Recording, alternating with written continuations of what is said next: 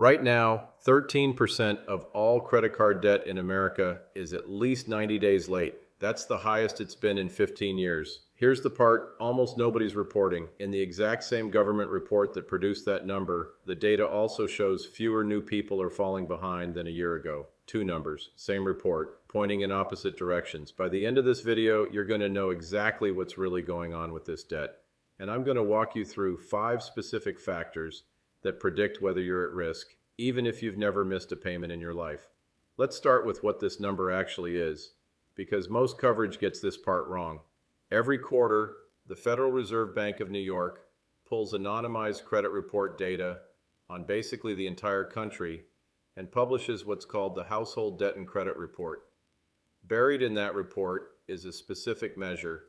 What share of all outstanding credit card balances are 90 or more days past due? Not 30 days, not a little late. 90 days, the point where an account is considered seriously delinquent. That number just hit 13.12%. A year earlier, it was 12.31%, and total credit card debt in America is now $1.25 trillion. Stick around, because that headline number is only the beginning of this story, not the whole thing. First, let's put this in context. The only time this number has been higher was right after the 2008 financial crisis, when it spiked above 7% on a completely different measure, accounts, not balances, and financial institutions were collapsing left and right. So we're not there. But $1 out of every $8 in credit card debt in this country is now sitting seriously unpaid. That's not a rounding error. That's a real number attached to real households. The obvious explanation is the one you've probably already heard. Inflation, high interest rates, people using credit cards to cover regular expenses. Average card interest right now is over 21%. All true, all part of it. But here's what almost nobody's actually looking at. The same Fed report that produced this scary 13%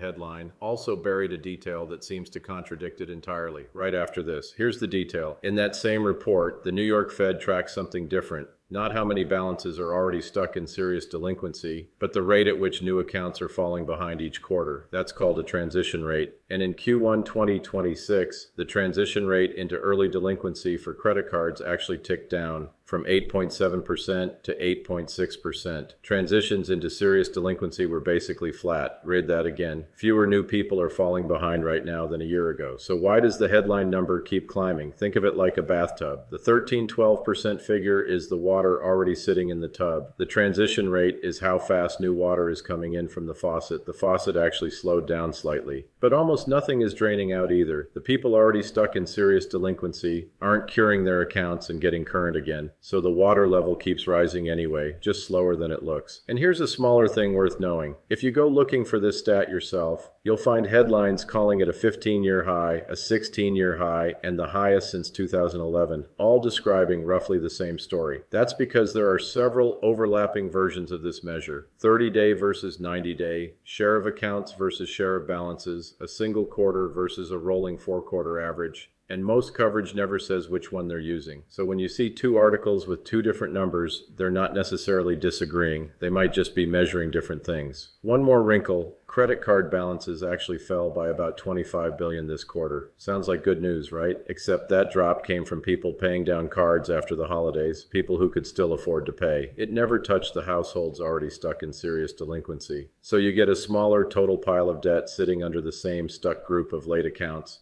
And that alone can nudge the percentage up, even while the top line debt headline looks like it's shrinking. So the real headline isn't everything's getting worse, it's the people already in trouble are staying in trouble and getting less new company. That's a very different story than the one usually told.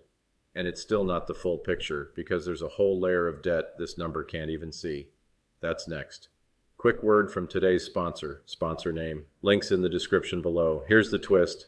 That 13.12% number comes entirely from credit report data, Equifax specifically, which means it can only count debt that actually shows up on a credit report. Buy now, pay later loans, Klarna, Afterpay, and until very recently, most of Affirm's volume largely don't report to the credit bureaus that generate this number. Financial researchers have started calling this phantom debt because it's real money owed that's structurally invisible to the system tracking American debt stress. And it's not small. The Consumer Financial Protection Bureau found that roughly 2/3 of active Buy Now Pay Later users are juggling multiple loans across different providers at the same time, with no centralized system tracking how much they actually owe in total. It got serious enough that 4 U.S. senators opened a formal investigation into the credit bureaus over this exact blind spot in 2026. So the honest version of this story is the real number might already be higher than 13%. Nobody knows because a meaningful slice of American consumer debt right now isn't in this data at all. Here's a second blind spot, and this one's even less talked about. Since 2023, the major credit bureaus have voluntarily started scrubbing paid off and small medical debts from credit reports. And about 15 states now ban medical debt from credit reports outright. That sounds like consumer protection,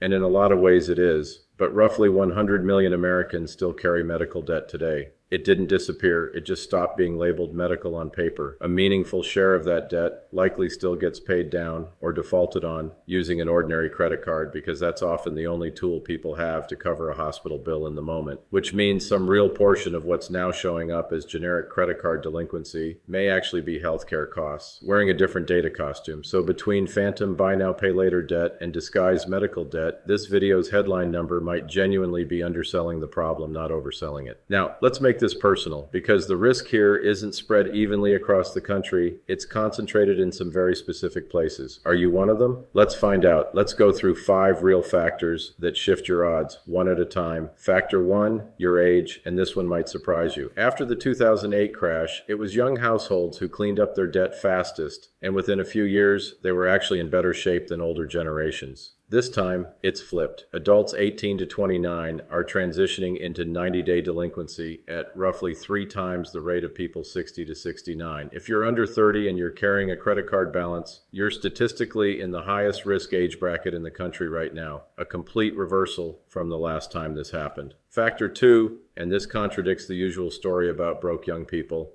the generation carrying the biggest average credit card balance isn't Gen Z, it's Gen X, people currently in their mid-40s to late 50s at just under $9,700 on average. Gen Z's issue isn't the size of their balance, it's that their balances are growing faster than any other generations, which means Gen Z's numbers today could be Gen X's numbers in 10 years if the trend holds. Factor 3, your credit score obviously, but the scale of the gap here is bigger than people assume. People with scores at or below 580 rack up roughly 3.7 late fees a year on average. That's not double or triple what high score borrowers pay. It's about 20 times more. This crisis isn't evenly distributed across average Americans. It's heavily concentrated in a relatively small subprime population. Factor 4, where you live actually predicts this better than most national coverage admits. A regional Fed analysis found 30-day delinquency running close to 18% in the poorest 10% of zip codes in the country, compared to about 6% in the richest 10%. Almost a 3x gap, and it almost never makes it into national headlines about Americans falling behind, because zip code level data doesn't fit neatly into a national number. Factor 5, the type of card actually in your wallet. Store-branded credit cards have consistently run higher delinquency than general-purpose bank cards for years, mostly because store cards approve people that bank cards would turn down. When you see one blended 13% number for credit cards in general, you're looking at an average of 2 very different risk pools mixed into a single headline. So, age under 30, a growing balance regardless of size, a score under 580, a lower income zip code,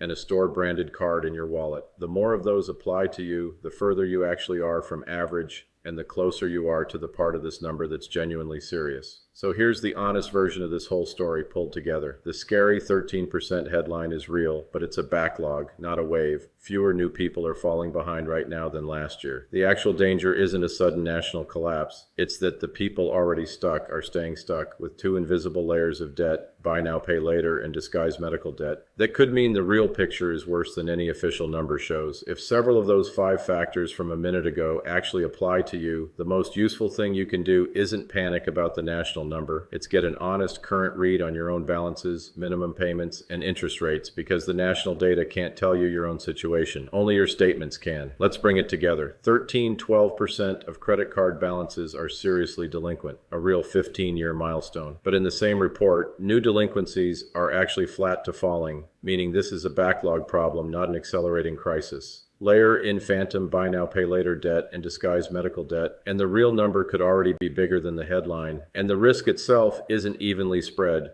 It's concentrated by age, balance growth, credit score, zip code, and card type. That's the real story behind 13% of Americans. It's a lot more specific than the headline lets on. If you want the real story behind the next debt headline before anyone else explains it properly, that's exactly what this channel does every week. So subscribe, hit the bell, and I'll see you in the next one.